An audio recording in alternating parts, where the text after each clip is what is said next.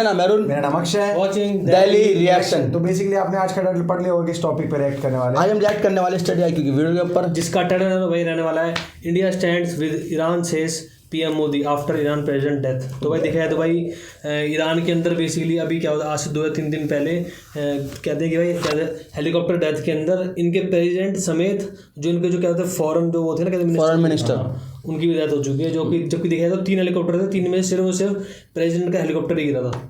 तो मतलब यार ये देख जो सोचने वाली बात है कि 3 हेलीकॉप्टर उड़ रहे हैं एक साथ, और जिसमें प्रेसिडेंट है सिर्फ वही हेलीकॉप्टर उड़ा है, या किसी ने मारा है, या कैसे मर गया भी नहीं पता लग रहा है। पॉलिटिक्स है भाई, पॉलिटिक्स भी है। बाकी बता रहे थे कि क्या बोलते हैं वहाँ का वातावरण भी थोड़ा खराब था, लेकिन वही चीज़ कह सकते हैं कि भाई उसी तीनों में से उसी प्रेसिडेंट का ही क्यों गिरा, तो वो थोड़ी जानने वाली चीज़ है। और बाकी देखा है तो अब फाइनली देखा है तो पता चल चुका है कि यहाँ पे प्रेसिडेंट जो है उनके वो कहते डेथ हो चुकी है। पीएम मोदी ने भी उस चीज़ का शौक मनाया, तो वही देखेंगे वीडियो के अंदर करने वाला है। तो बिना देरी करते हैं video start. Prashant Dhawan, study IQ।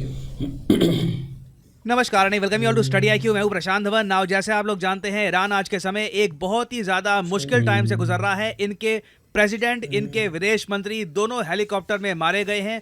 इस कंट्री को अभी समझ नहीं आ रहा कि हो क्या गया है। अचानक से इनको एक इंटरिम प्रेसिडेंट अपॉइंट करना पड़ रहा है।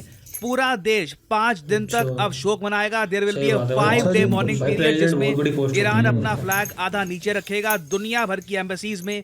और देखिए, ईरान की सड़कों में इनकी जो पब्लिक है, हर जगह ना आपको एक जेन्युइन दुख दिखेगा, क्योंकि रिसेंटली जो इजराइल और ईरान के बीच में हुआ, उसके बाद जो अब ये रिपोर्ट सामने आ गई है कि इनके विदेश मंत्री, प्रेसिडेंट दोनों मारे गए, ये ईरान के लिए बहुत ज़्यादा डिमोरलाइजिंग है। और ऐसे टाइम में देखिए, भारत के प्रधानमंत्री और भारत के विदेश मंत्री ने एक डायरेक्ट मैसेज भेजा है ईरान को कि इंडिया आपके साथ खड़ा है।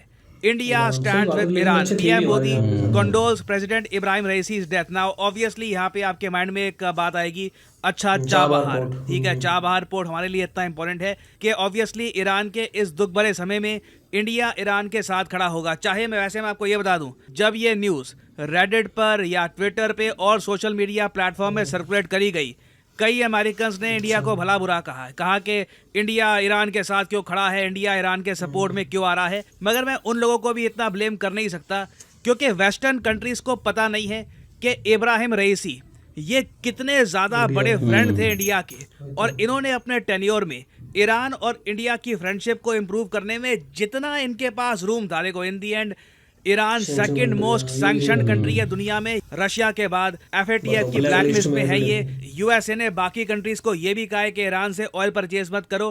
तो इन सब प्रॉब्लम्स के बावजूद मैं कहूँगा इब्राहिम रईसी ने इंडिया ईरान रिलेशंस को इम्प्रूव ही किया है। और इसके पीछे आप अगर एक रीज़न देखोगे ना, तो आपको एक रीज़न भी मिलेगा।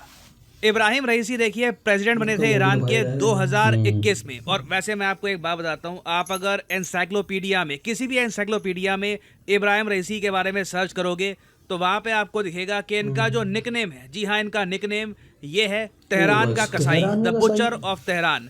नाउ ये भी देखिए अनफॉर्चुनेटली इनकी लेगेसी का पार्ट है। जब ये ईरान की जुडिशरी में थे एज ए जज, इन्होंने हजारों लोगों को मौत की सजा सुनाई थी। जी हाँ, हजारों लोग। इन्होंने खुद तो नहीं मारा, मगर साइन करके कई हजारों लोगों को मरवा दिया था। तो कई लोग देखिए आज भी इनकी आलोचना कर रहे हैं, मगर हम एज इंडियंस देखें कि रईसी का क्या रोल था इंडिया ईरान रिलेशंस में, तो हमको शिकायत करने को ज़्यादा चीज़ें मिलेंगी नहीं, क्योंकि इब्राहिम रईसी के अंडर ही फाइनली इंडिया को प्रॉपरली चाबहार पोर्ट मिल गया। नहीं तो इससे पहले आप अगर देखो, कई जो डील्स हुई थी 2016 की, 2017 की, कच्ची पक्की सी डील थी। उसमें चाबहार पोर्ट का एक टर्मिनल जो था वो 1 साल के लिए इंडिया को मिलता था। वो जो डील थी हम हर साल एक्सटेंड करते थे। मगर इब्राहिम रईसी को एक बात समझ में आ गई थी कि इंडिया को अगर जेन्युइनली एंगेज करना है ईरान की इकोनॉमी में, चाबहार पोर्ट में इंडिया का इंटरेस्ट, रशिया का इंटरेस्ट बढ़ाना है, तो इंडिया के साथ 10 साल की डील करनी होगी, जिसके अंडर चाबहार पोर्ट, पूरा चाबहार पोर्ट 10 साल के लिए भारत को दे दिया जाएगा। और साथ ही साथ ये डील ऑटोमेटिकली रिन्यू होती जाएगी। तो कहने को 10 साल की डील है, मगर चलने को ये डील 100 साल, 200 साल, बहुत ज़्यादा लंबे समय तक भी चल सकती है।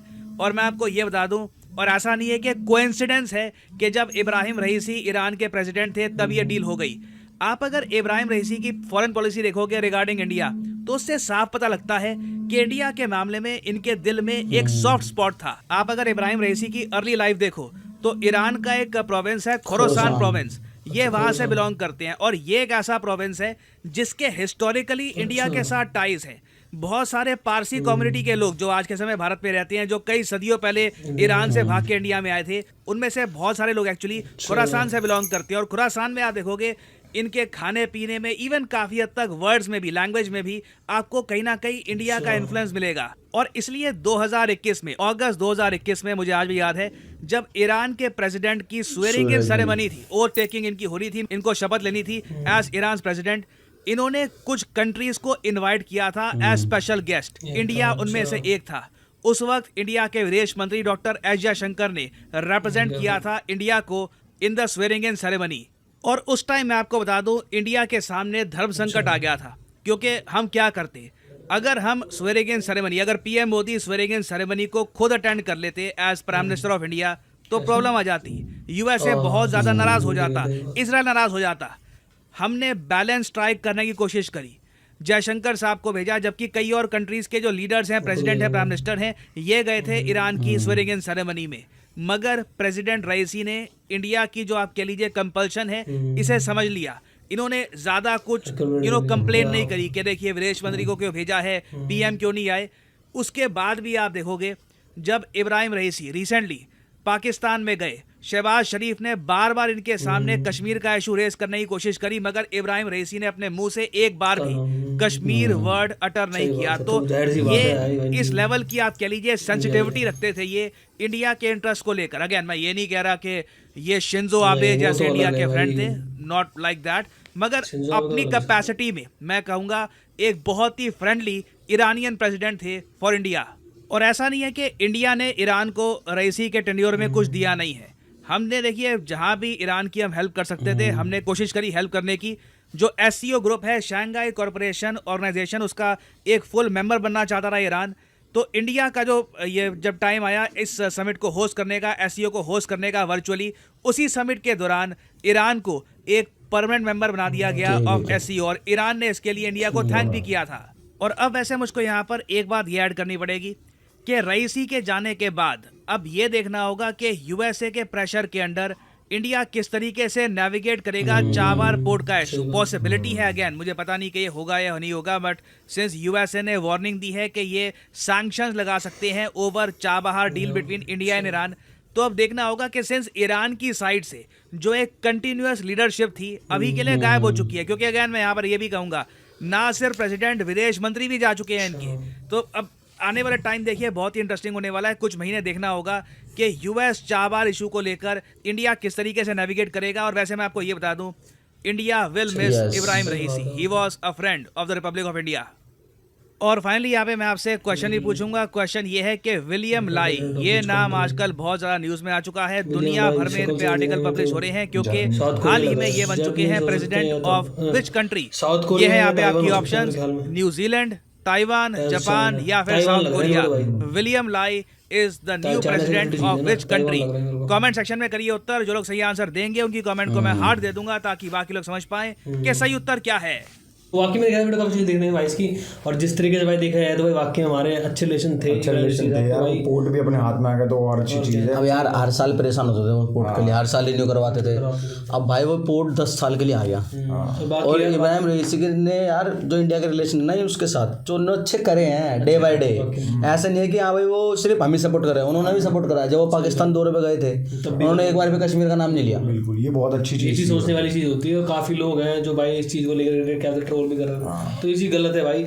जिन्होंने अपने देश के साथ खड़े रहे, जिन्होंने अपने देश के लिए हमेशा काम करा, उनको सपोर्ट करना चाहिए। इसलिए कहते हैं कि भाई जियोपॉलिटिक्स के बारे में ज़्यादा ज्ञान रखना चाहिए लोग। आज के टाइम पे लोगों को पता करना चाहिए कि हाँ भाई अपने देश के अंदर के साथ साथ बाहर क्या चल रहा है, कौन अपने साथ है कौन नहीं है। तो बहुत सारे बंदे ऐसे होते हैं ना कि एक पक्ष सुना, बस उसी को सुन के बोल रहे हैं। भाई दोनों चीज़ सुनो फिर बोलो। अब वो देख पाकिस्तान के अंदर अपने दौरे पे गए थे, वो चाहते तो बोल भी सकते थे, कुछ भी बोल सकते थे, सही बात है, पर उन्होंने एकदम न्यूट्रल रहे, नहीं बोला कुछ भी। बस ये है कि यार इंडिया से दोस्ती कोई नहीं निभा सकता। अब जैसे उनको परमानेंट मेंबर बना दिया शंघाई का, वो तो है शंघाई कॉर्पोरेशन का। कितनी बड़ी अचीवमेंट है और कितनी बड़ी यार बात है एक पूरी।